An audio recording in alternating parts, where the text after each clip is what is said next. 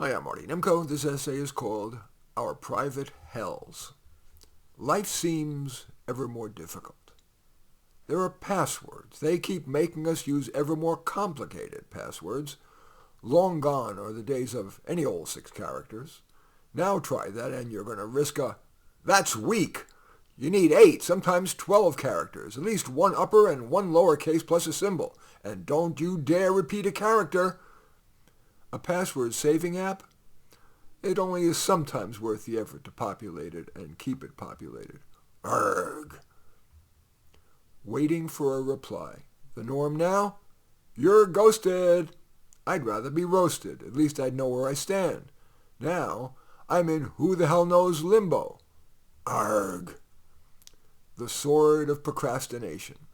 Most mere mortals procrastinate. Alas, many of today's employers just waiting for an excuse to axe you in favor of automation or an overseas bargain-priced worker. Procrastinate, and the sword can start descending toward your neck. Arrgh. Bad coworker. You've got a coworker who's, choose one or more, incompetent, lazy, dishonest, high maintenance. It seems there are more of that type, maybe in part because of new rights that make it too hard to terminate a bad one. Another reason is that new laws can punish an employer for not hiring a felon. Huh? Alice in America. I can't imagine how a law-abiding citizen would feel in losing a job because he wasn't a felon. Arrgh. Cars. The government is ever tightening the noose. It wants us out of our cars, hoping it'll save the planet despite, for example, China and developing nations building more and more coal-fired, spewing power plants. So our government has ballooned the cost of our owning a car. The car itself is costing more, in part because of new government-required green features.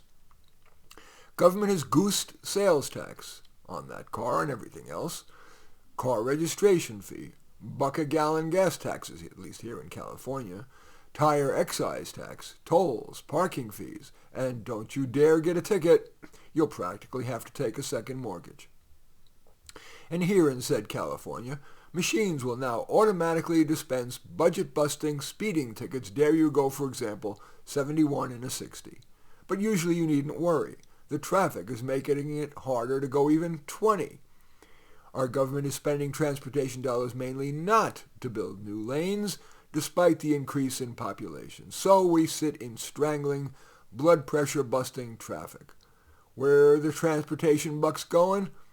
Too often on reducing lanes, replacing lanes with shrub clumps.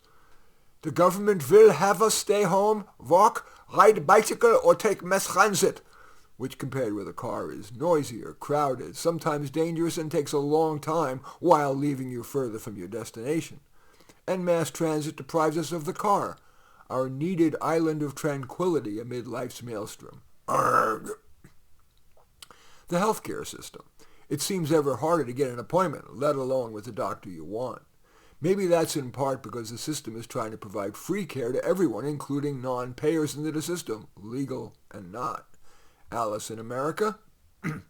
And fee-for-service, long gone, except for plastic surgery, is replaced by Medicare and private insurance, both of which specialize in denying or at least cutting reimbursement. Arrgh. Meetings. Today's emphasis on collaboration means more meetings, including many that aren't worth our stopping what we were doing, to listen to a dog and pony show, to listen to information that could have been sent by email, yet another DEI workshop to tell us what we already know, and if we disagree, we're loath to speak up for fear of said axing. Arrgh. Breaking up.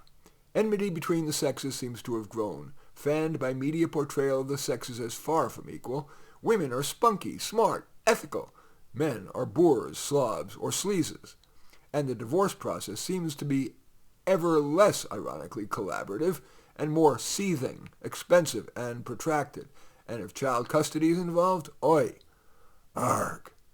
The unworthy blabbermouth. Perhaps inflamed by the self-esteem movement, it seems that ever more people's confidence exceeds their competence. They're loud and proud in their self-perceived rectitude and right to keep blathering interrupted while we feel forced, lest we be rude, to keep our eye rolling to ourselves. Arrgh. And finally, the schools. Dare we ask our child's teacher to do more for our bright child? The usually unspoken message, the response is, she's privileged. We must focus on the least among us. Meanwhile, our child's significant potential to improve the world goes too unrealized. And there he or she sits stultified in the now de rigueur mixed ability classes for 180 school days for more than a decade. A decade! I can't stand being bored for one sitcom. Arg! I guess they've made weed legal to calm us down. In any event, that essay is called Our Private Hells. As usual, I thank you for watching. I welcome your thumbs up and accept your thumbs down. I always look forward to your comments and especially like it if you hit the share button below. Share on your social media so that my efforts can have broader impact. And I am flattered if you choose to subscribe to my channel. And certainly would welcome you taking a look at any of my 33 books. The most recent, just published, is called In a Word, in which I riff on 100 important words. But all 33 are on Amazon. Just go there, search on my name, Marty Nemko, Nemko, and you will find more than you can stomach. In any event, I do thank you for watching. I am Marty Nemko.